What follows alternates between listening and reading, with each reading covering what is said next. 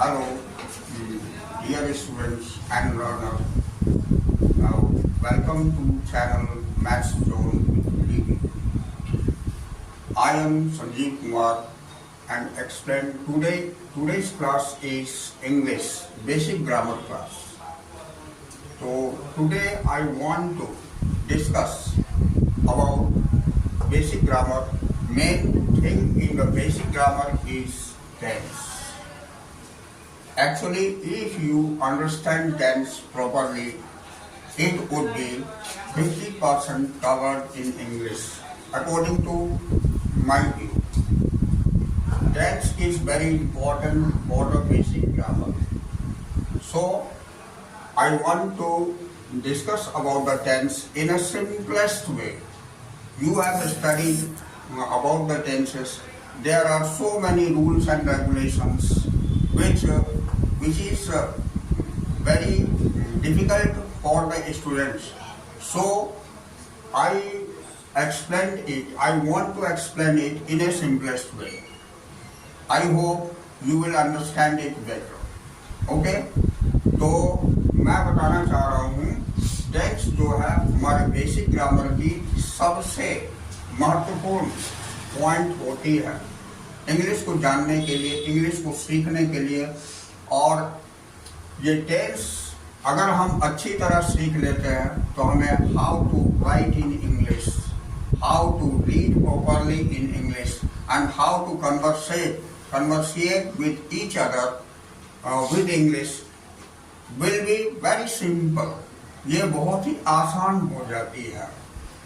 And I want to discuss it in a simplest way because everyone can understand it better. Okay? तो now tense को शुरू करने से पहले मैं ये बताना चाहूँगा कि इसके पहले 3 वर्ड्स होते हैं, उसकी जानकारी होना बहुत जरूरी है, because that 3 words is used in the tenses. So at first I want to discuss about the subject. तो as we know सब्जेक्ट हम किसे कहते हैं? सब्जेक्ट ग्रामर में कर्ता को कहते हैं। कर्ता दैट मीन्स जिसके द्वारा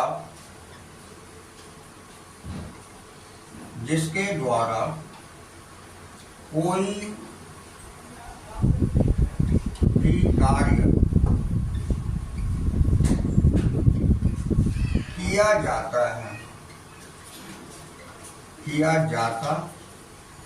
है वह कर्ता यानी सब्जेक्ट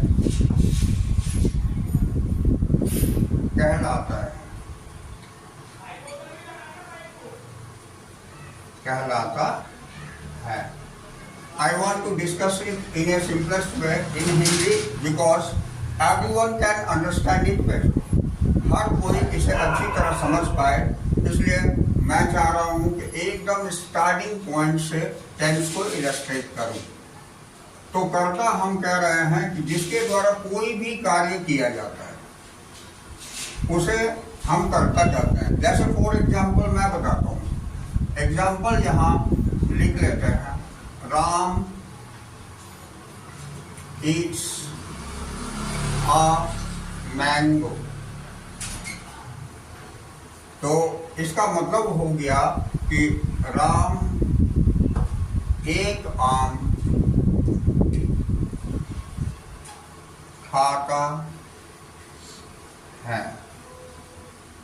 तो इस एग्जाम्पल में हमने क्या देखा कि राम एक आम खाता है। खाने का काम यानी कि खाने का काम किसके द्वारा हो रहा है?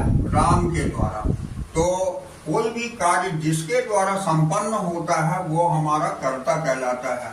तो in this example Ram is the subject. You understand?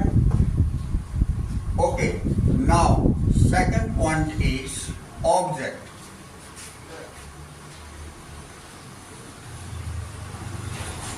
Object को हम हिंदी से कर्म बोलते हैं। कर्म में होता है क्या कर्ता द्वारा जो काम किया जाता है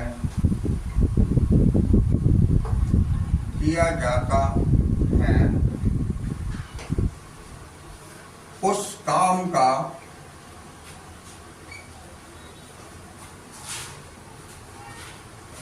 फल जिस शब्द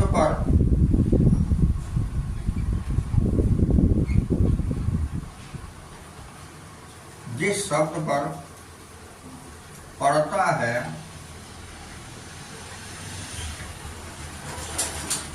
वह शब्द ऑब्जेक्ट यानी कर्म ऑब्जेक्ट कहलाता है।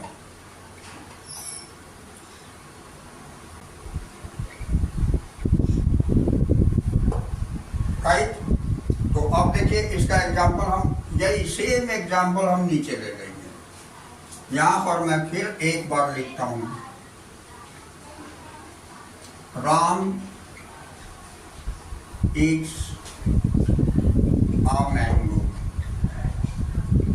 यानी राम एक आम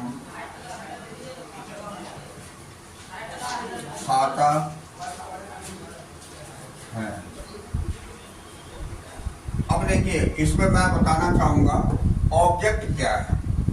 तो इसमें हमने लिखा है कि कर्ता द्वारा जो काम किया जाता है, दैट मीन्स राम के द्वारा क्या किया जा रहा है, आम खाया जा रहा है। अब क्या खाया जा रहा है, यही है कि उस काम का फल जिस शब्द पर पड़ता है, यानी राम के द्वारा खाया तो जा रहा है, लेकिन क्या खाया जा रहा है, तो यहाँ पर है ए मैंगो, यानी एक आम। ये जो है हिंदी के शब्दों में एक आम ये हमारे बीच में आ रही है, लेकिन इंग्लिश जब भी लिखते हैं तो ऑब्जेक्ट हमारी लास्ट में आती है ए मैंगो। तो ये हमारा ऑब्जेक्ट हो गया, समझ में आई। अब देखिए ये सब्जेक्ट ऑब्जेक्ट होने के बाद मैं आपको तीसरा वर्ड बताता हूँ, जिसे मैं कहता हूँ वर्ड। कैसे, ये तीसरा वर्ड होता है हमारा वर्ब, VERB, वर्ब। वर्ब को हम हिंदी से क्रिया बोलते हैं।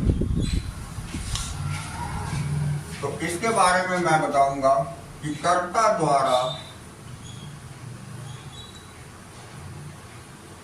जो काम किया जाता है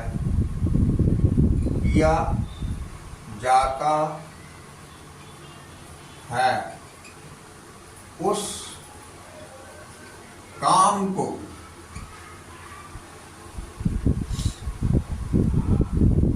क्रिया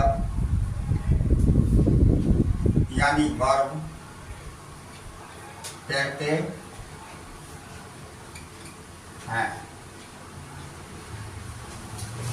तो इसका एग्जाम्पल याद ले लीजिए,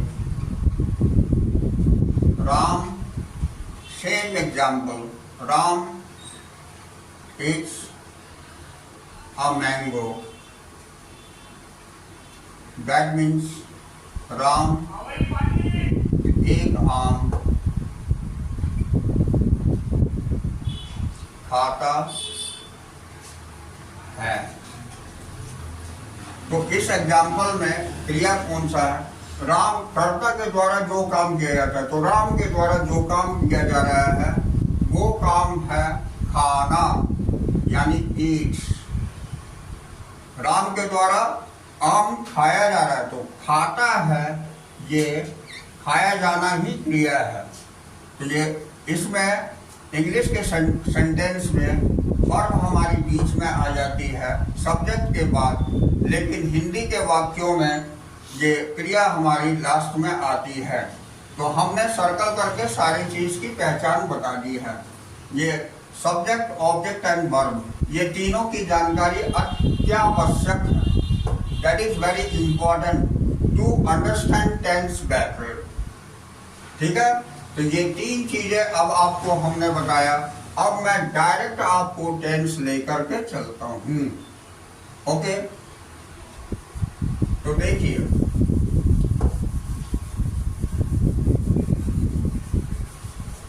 tense from starting for every learners.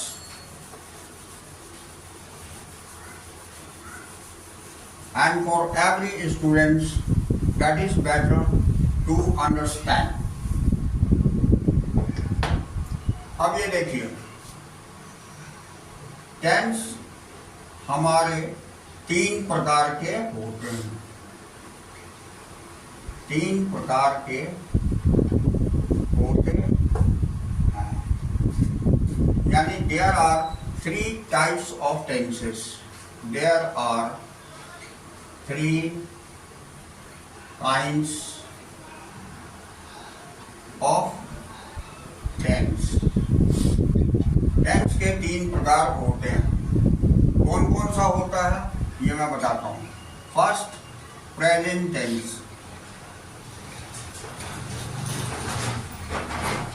जिसको हिंदी से वर्तमान काल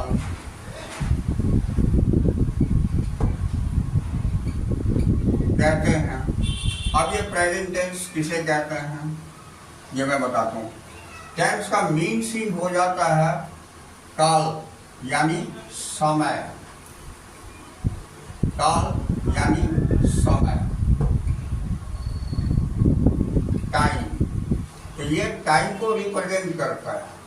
ठीक है, तो पहला प्रेजेंट टेंस यानी वर्तमान काल। वर्तमान काल हम कहते हैं यदि कोई जो काम अभी चल रहा है वो वर्तमान काल कहलाता है।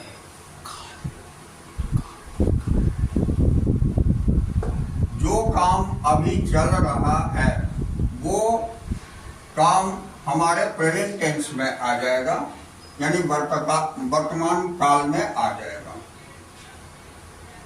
अब दूसरा होता है पास्ट टेंस। पास्ट टेंस को हम भूतकाल कहते हैं। इससे भूतकाल हम किसे कहते हैं? जो समय, ये काम की जगह पर हमें समय लिखना चाहिए। जो समय अभी चल रहा है वो समय हमारा वर्तमान काल में होता है। Sorry for this, I have reason here the काम दैट मीन्स वर्क। तो जो समय अभी चल रहा है वो प्रेजेंट टेंस कहलाता है। अब पास्ट टेंस में होता है जो समय बीत चुका है वो हमारी रिप्रेजेंट पास्ट टेंस को करता है। Right, now the third one is future tense. Future tense हम भविष्य काल को बोलते हैं।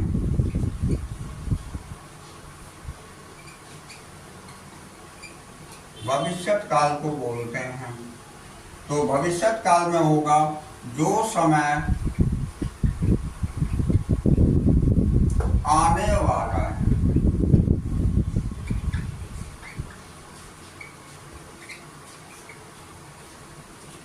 वो समय हमारा फ्यूचर टेंस कहलाएगा। तो in this way we can understand the three types of tenses: present tense, past tense and future tense. Now I want to explain there are the four kinds of present tense also, and the past tense has also the four kinds, and future tense has the four kinds. In this way there are 12 tenses which I have to illustrate, जो हमें illustrate करना है। तो चलिए अब हम वर्तमान काल में आते हैं, इसके भी भेद देखते हैं। इसके 4 भेद होते हैं, कौन कौन से होते हैं वो मैं आपको बताता हूँ और उसके बारे में डिटेल्स बताता हूँ। ठीक है, okay.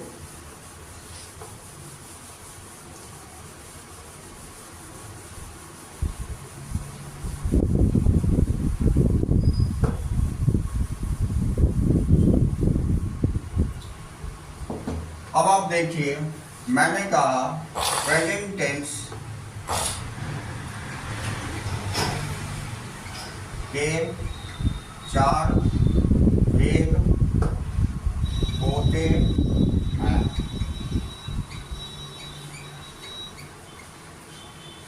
There are 4 kinds of present tense। इसमें पहला हो जाता है जिसे हम सिंपल प्रेजेंट टेंस बोलते हैं। ये पहला हो जाता है। इसका एक नाम और होता है जिसको हम प्रेजेंट इंडेफिनिट टेंस भी बोलते हैं। तो आप या तो प्रेजेंट इंडेफिनिट टेंस बोलिए या simple present tense, that is the same thing, because we have to know it properly that there are 2 names. If anyone asks you the present indefinite tense and you have studied about the simple present tense, if you don't know these are the same, you can confuse. Therefore, I want to explain that this one is the same thing. Present tense बोले या simple present tense बोले या present indefinite tense बोले, एक ही चीज है। Okay? Now second होती है present continuous tense.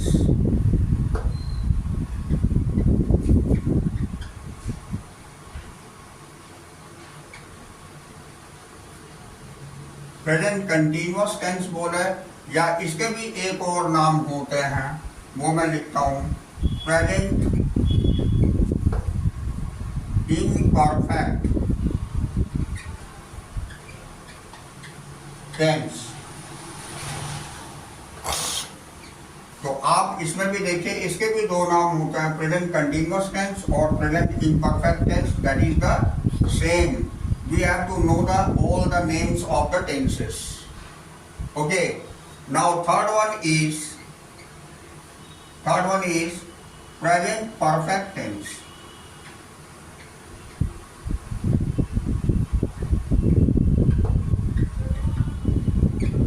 It has only one name, that is present perfect tense. And fourth one is present perfect continuous tense। ये चौथा टेंस होता है प्रेजेंट परफेक्ट कंटिन्यूअस टेंस। तो in this way these are the 4 kinds of present tense। ये present tense के 4 भेद होते हैं। अब जैसे हमने बताया कि present tense के 4 भेद होते हैं, ठीक इसी प्रकार past tense के भी 4 भेद होते हैं। वो आप कैसे सिंपल वे में जान पाएंगे, ये देखिए, जहां जहां आपने प्रेजेंट लिखा है, जिस प्लेस पर आपने प्रेजेंट लिखा है, ठीक उन्हीं प्लेस पर यदि प्रेजेंट की जगह पर आप पास्ट कर देंगे तो पास्ट टेंस के 4 भेद हो जाएंगे। जैसे देखिए, मैं करके दिखाता हूं आपको। ये प्रेजेंट की जगह आप पास्ट करें, तो ये हो गया पास्ट टेंस के 4 भेद होते हैं। अब इस प्रेजेंट की जगह आप पास्ट लिख दीजिए, सिंपल पास्ट टेंस, या इस जगह पर हो जाएगा पास्ट इंडेफिनिट टेंस, ये हो जाएगा पास्ट कंटिन्यूअस टेंस बोले या पास्ट इम्परफेक्ट टेंस। ये दोनों सेम हो गए, ये दोनों सेम हो गए। अब तीसरा होता है पास्ट परफेक्ट टेंस और चौथा हो जाता है पास्ट परफेक्ट कंटिन्यूअस टेंस।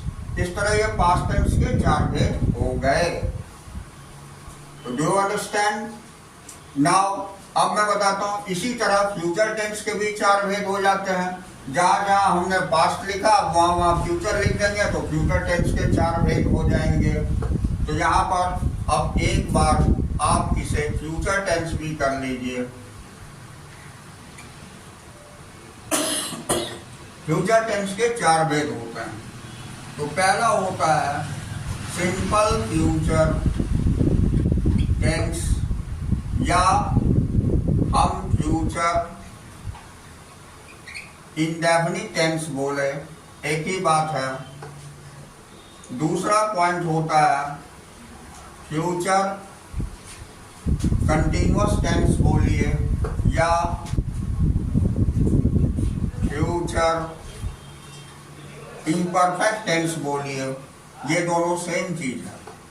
इसी तरह third one is future perfect tense and fourth one is future perfect continuous tense. तो इस तरह हमने अभी नाम सीखा कि टेंस 3 प्रकार के होते थे, तीनों के 4 भेद होते थे। इस तरह टोटल तीनों मिलाकर के टोटल 12 टेंसेस हो गए। 12 टेंसेस, देयर आर 12 टेंसेस। अब हम एक एक करके सबके बारे में डिटेल्स जानकारी लेंगे। तो पहला था हमारा सिंपल प्रेजेंट टेंस। तो आज आइए हम सिंपल प्रेजेंट टेंस के बारे में जानकारी डिटेल्स में लेते हैं।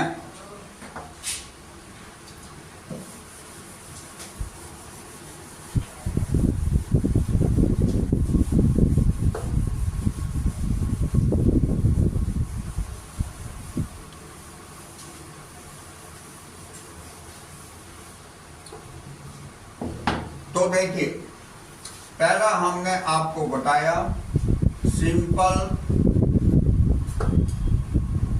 Present tense. इसका एक और नाम बताया था प्रेजेंट इंडेफिनिट टेंस भी इसे बोलते हैं। You have to keep in your mind that simple present tense and present indefinite tense are the same. Okay, तो अब सिंपल प्रेजेंट टेंस के बारे में आपको हम जानकारी एकदम सिंपलेस्ट वे में देता हूं। इसके एक कुछ एग्जाम्पल लिखता हूं मैं। एग्जाम्पल जैसे पहला, मैं अंग्रेजी पढ़ाता हूं। ये पहला वाक्य। दूसरा वाक्य, तुम घर जाते हो। ये दूसरा वाक्य हो गया। तीसरा वाक्य, वह खाना खाती है। ये 3 एग्जाम्पल लिया हमने। अब इस 3 एग्जाम्पल में आप देखिएगा कि इन तीनों वाक्य में लास्ट में यहाँ पर था हूँ लिखा हुआ है। मैं अंग्रेजी पढ़ाता हूँ तो लास्ट में था हूँ है। और इसमें तुम घर जाते हो के लास्ट में ते हो है। और वह खाना खाती है, इसमें ती है। तो ये ता हूँ, ते हो, ती है। ये इस टेंस की पहचान होगी।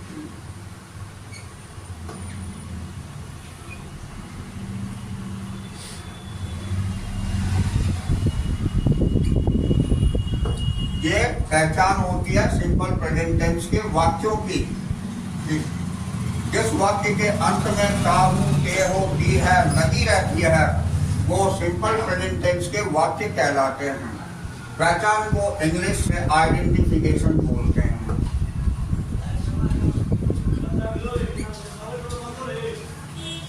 So this one is the identification of this tense. you can understand it better, I hope. So these are the examples by which we can understand that these sentences are of simple present tense.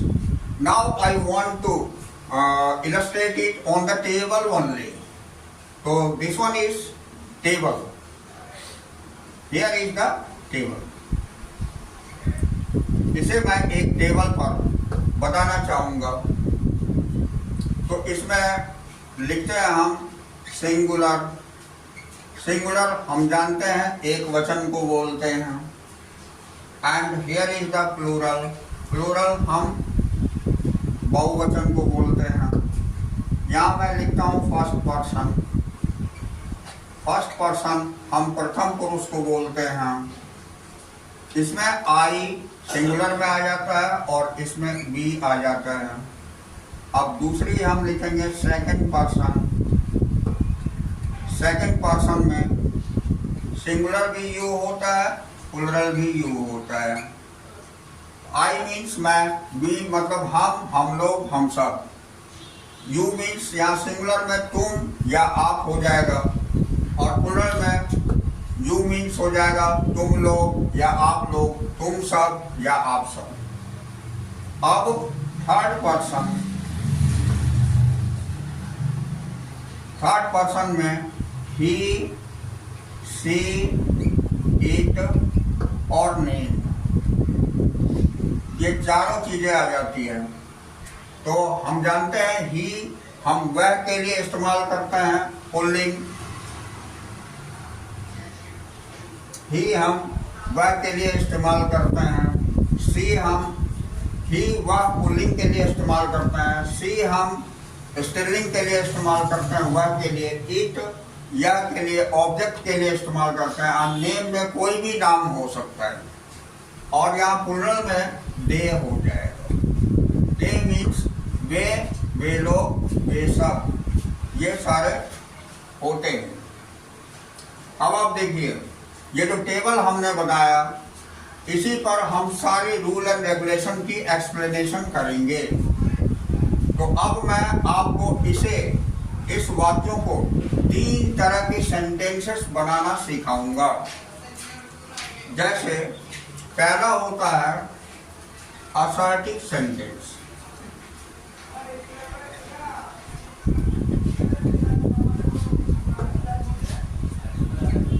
Assertive sentence हम सकारात्मक वाक्यों को कहते हैं.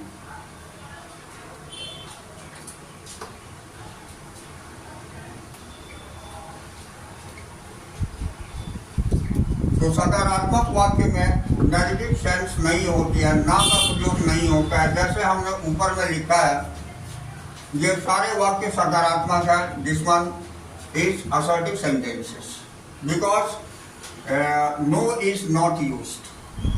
नहीं शब्द का प्रयोग नहीं हुआ है. तो ऐसे वाक्य असर्टिव सेंटेंस कहलाते हैं. अब इसकी मैं स्ट्रक्चर आपको लिख देता हूं.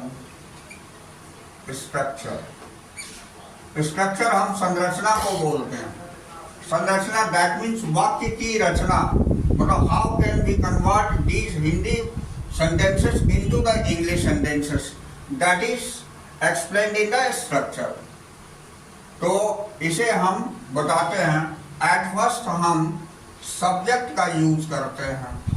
उसके बाद वर्ब का पहला रूप V1. वर्ब का first form of verb is known as V1. V1 के साथ में S और ES हम जोड़ देते हैं और लास्ट में हम ऑब्जेक्ट का इस्तेमाल करते हैं. This one is the structure. Okay. अब देखिए ये जो स्ट्रक्चर हमने लिखा, तो इसमें हमने V1 के साथ S और ES जोड़ा. तो अब इसे हम यहाँ टेबल में बताएंगे आपको कि कहाँ पर हम V1 के साथ S ES जोड़ते हैं और कहाँ नहीं जोड़ते हैं. तो यहाँ याद रखिए he, she, it और नेम के साथ हम V1 प्लस S ES, ये he, she, it और नेम के साथ जुड़ता है. बाकी जितने भी हमारे बच गए सब में केवल V1. आई के साथ भी लगाते हैं, वी के साथ भी लगाते हैं, यू के साथ और इस डे के साथ। तो इस टेबल को इसीलिए बताया था कि इसमें हम आसानी से इसका एक्सप्लेनेशन कर सके। तो आई, वी, यू एंड दे, इनके साथ केवल V1 लगती है, SES नहीं जुड़ती। V1 के साथ SES केवल ही, सी, इट और नेम के साथ लगती है। ये हमें ध्यान देना है, जिससे कि हमारी असर्टिव सेंटेंसेस आराम से बन जाएगी। अब देखिए मैं इसे कन्वर्ट करके दिखाता हूँ। तो here is the example. First में मैं, ये हमारा सब्जेक्ट है, तो सब्जेक्ट मैं को आई लिखते हैं। उसके बाद V1 यहाँ पढ़ाता हूँ, पढ़ाना का अंग्रेजी होता है टीच, और यहाँ पर हम SES नहीं लगाएंगे क्योंकि यहाँ पर हमें आई के साथ V1 ही जोड़नी है, इसीलिए आई टीच लिखेंगे। उसके बाद ऑब्जेक्ट हमारी यहाँ अंग्रेजी है, तो अंग्रेजी को इंग्लिश लिख देंगे, आई टीच इंग्लिश। ये सेंटेंस कंप्लीट होती है। मैं अंग्रेजी पढ़ाता हूँ, उसको इंग्लिश में हम लिख सकते हैं आई टीच इंग्लिश। ठीक है। अब नेक्स्ट दूसरी देखिए, दूसरी सेंटेंस है तुम घर जाते हो, तो तुम को हम इंग्लिश में यू बोलते हैं। अब यहाँ पर वर्ब है हमारा जाते हो, तो जाना का अंग्रेजी गो हो जाता है। अब यहाँ पर भी SES का इस्तेमाल नहीं करेंगे क्योंकि यू के साथ V1 हमने यूज किया है। और उसके बाद यहाँ घर जाते हो, कहाँ जाते हो, घर जाते हो, तो यहाँ पर कहीं जाने में टू लगता है, टू होम। और कहीं से आने के लिए ये कनेक्टर फ्रॉम लगता है, कहीं जाने में कनेक्टर टू लगता है, ये हमें ध्यान रखनी है। तो यू गो टू होम, इसका मीन्स हो गया तुम घर जाते हो। अब तीसरी एग्जाम्पल है वह खाना खाती है। तो एक्चुअल सेंटेंस से ही ये क्लियर हो जाता है कि दिस वन इज फेमिनिन, यानी कि स्त्रीलिंग है ये वह। तो वह के लिए स्त्रीलिंग में हम सी का प्रयोग करते हैं, तो यहाँ लिखेंगे सी। अब ही, सी, इट के साथ V1 में SES लगता था, तो यहाँ वर्ब है खाना, खाती है। तो खाती है, तो इसको हम ईट लिखते हैं, और ईट के साथ हमें S और ES जोड़ना था, तो इसमें S जुड़ती है, तो सी ईट्स हो गया। अब खाना को हम फूड बोलते हैं, तो सी ईट्स फूड, यानी हो गया वह खाना खाती है। तो इस तरह हमारी असर्टिव सेंटेंस बन गई। अब हम इसकी दूसरी सेंटेंस बनाकर दिखाते हैं, negative sentence. Okay.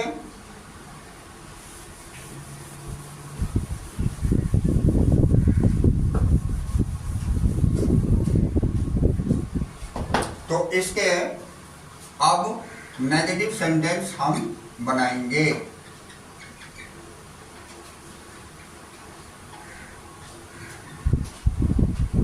Negative sentence को हिंदी से नकारात्मक वाक्य बोलते हैं।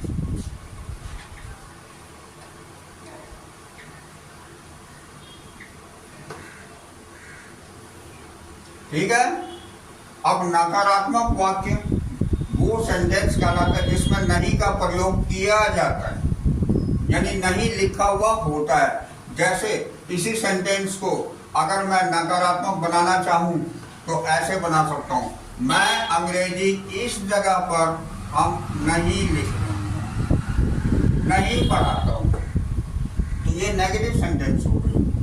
तुम घर इस जगह पर नहीं लगा देंगे, तुम घर नहीं जाते हो, तो ये हो गया नेगेटिव सेंटेंस। वह खाना इस जगह नहीं लगा देंगे, नहीं खाती है, तो ये हमारे नकारात्मक वाक्य हो जाएंगे। अब उसको हम इंग्लिश में कैसे कन्वर्ट करेंगे वो यहाँ स्ट्रक्चर में बताता हूँ।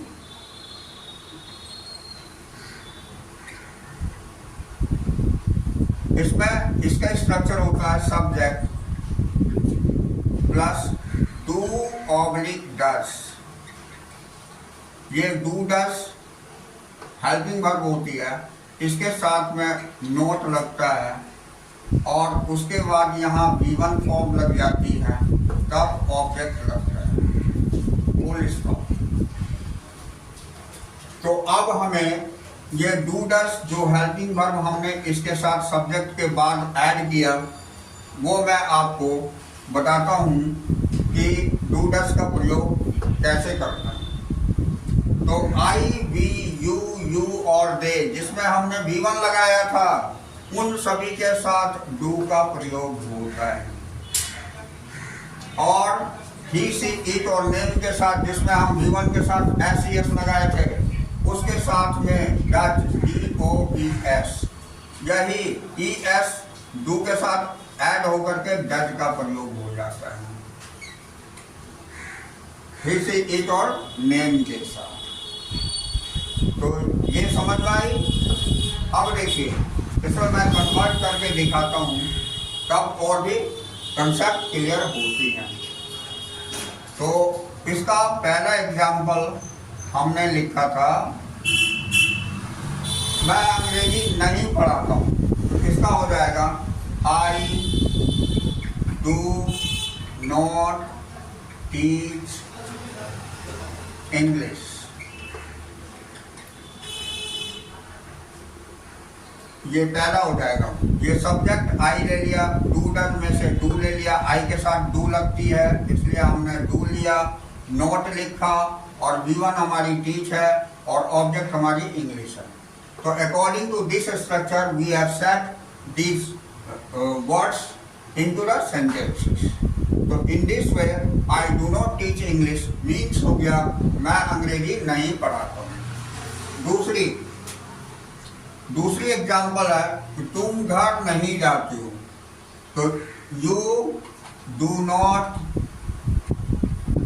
go to home।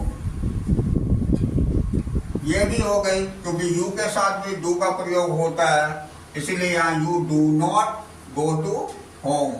इसका मीनिंग हो गया तुम घर नहीं जाते हो। अब तीसरा एग्जाम्पल हमने लिया था, वह खाना नहीं खाती है, तो वह का सी हो जाएगा क्योंकि स्त्रीलिंग है, सी। अब यहाँ सी के साथ डच का प्रयोग हमने बताया था, तो सी के साथ डच लिखेंगे, डच और नॉट। अब यहाँ ध्यान देने वाली बात यह है, डू के साथ ES जोड़ के हमने पहले ही डच बना दिया, इसलिए यहाँ V1 के साथ SES जो हम असर्टिव में यूज करते थे, SES का प्रयोग नहीं होगा नेगेटिव में, यानी इसमें हम V1 फॉर्म लिखेंगे बिकॉज यहाँ हमने V1 लिखा है। तो V1 हमारी ईट है, She does not eat। उसके बाद खाना का फूड होता है, ठीक है। अच्छा, यहाँ पर एक जानकारी देना चाहता हूँ मैं, यहाँ खाना खाती है, इसमें प्रायः बच्चे कंफ्यूज करते हैं कि कहाँ पर हम ईट लगाएंगे, कहाँ फूड लगाएंगे। तो ये याद रखिएगा, खाना खाने की जो क्रिया होती है वो हमारी ईट कहलाएगी, और जो प्लेट में रखा हुआ खाना होता है वो हमारी नाउन फॉर्म है, उसको हम फूड लिखेंगे। Do you understand? ओके, तो this one is the negative sentences, it is finished. Now I want to explain the interrogative sentence. 3 type की सेंटेंसेस मैं हर टेंस में बताऊंगा बनाने के लिए। तो अब तीसरा है,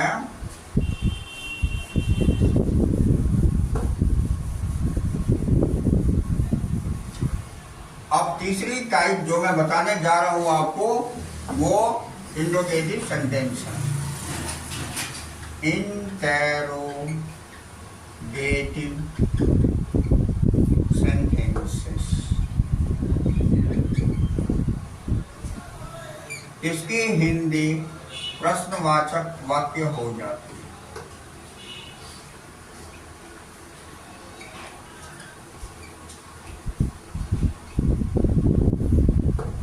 ठीक है, अब इन्हीं सेंटेंस को देखिए मैं प्रश्नवाचक कैसे बनाता हूं।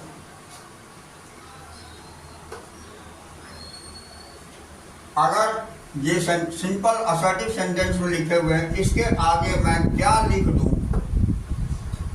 क्या मैं अंग्रेजी पढ़ाता हूं? तो यहां पर क्वेश्चन मार्क हो जाएगा। ये इंट्रोगेटिव सेंटेंस हो गई। दूसरे में यहां अगर क्या लिख दूं, क्या तुम घर जाते हो? तो ये हमारा इंट्रोगेटिव हो जाती है। ठीक है। उसके बाद ये तीसरा, क्या वह खाना खाती है? तो ये क्वेश्चन मार्क लगा देंगे, ये इंट्रोगेटिव सेंटेंस हो गई। अब इसके वाक्य कैसे मैं स्ट्रक्चर के द्वारा बनाऊंगा, ये अब हम लोग देखते हैं। तो इसकी स्ट्रक्चर होती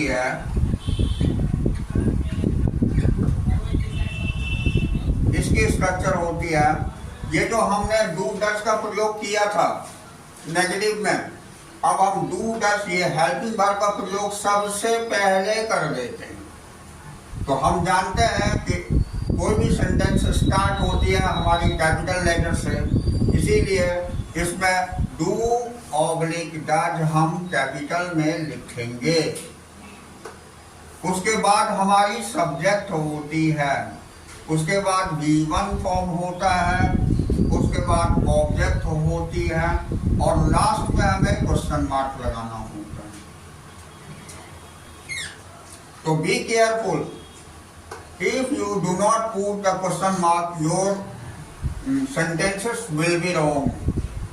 Question mark is very important for the interrogative sentences. Okay? So we should have to put the question mark after completing our sentences. तो यहाँ पर देखिए, ध्यान दीजिए, डू और डस हमारी कैपिटल लेटर से स्टार्ट होती है, because sentence is always starting from the capital letter. तो in this way, after that subject, then V1 and then object.